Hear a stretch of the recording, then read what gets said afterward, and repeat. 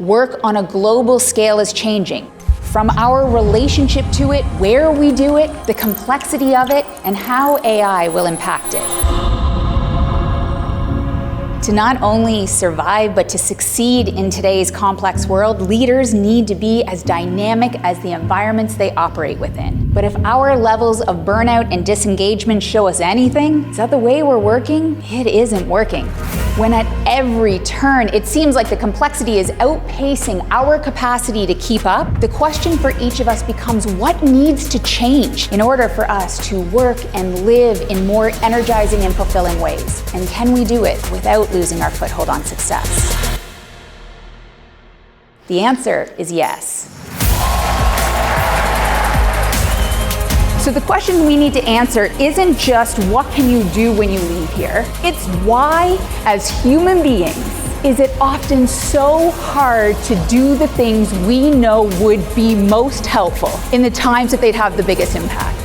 We want to feel capable and resourceful to bring our best to the forefront, to make our highest contribution in the healthiest way, to do it so that other people can bring their best to the table as well, to do that in work and to do that outside of work. What we truly want is to actually feel more alive.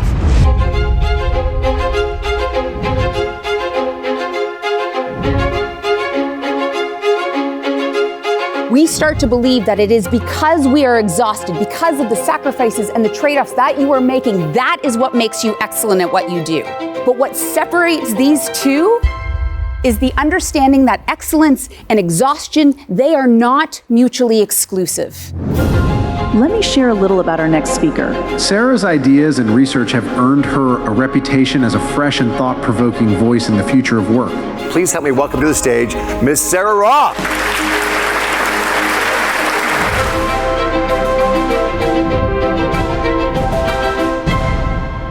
It would be great if change happened in a single conversation, but it doesn't, because relationships, trust, they get built in these micro moments that compound on one another, that either strengthen trust or break trust, that drive results or create resistance to those results, that infuse energy or extract energy. So what is it that vitality-fueled leaders do differently to create vital environments for vital people? Number one, they lead by example. Number two, they lead with empathy. And number three, they lead through empowerment. Have you ever sat beside somebody who it sounds like they are like brutalizing their keyboard? You were like, what is their problem over there? And here's the thing, I work with emotions. Like I try to keep it under wraps that I study emotional intelligence because then people expect me to do it. Yes, we want to work with the design of the brain, but the antidote to our negativity bias isn't actually more positivity.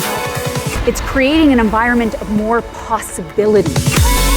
Work does not need to be a breeding ground for burnout. They can be powerhouses of vitality. That is what I study. That is what my keynotes focus on. And that is what I fundamentally believe that not only our organizations, but our society at large needs now more than ever.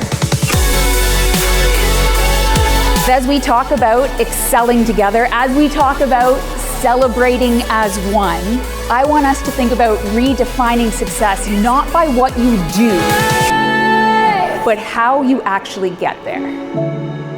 It's a beautiful life.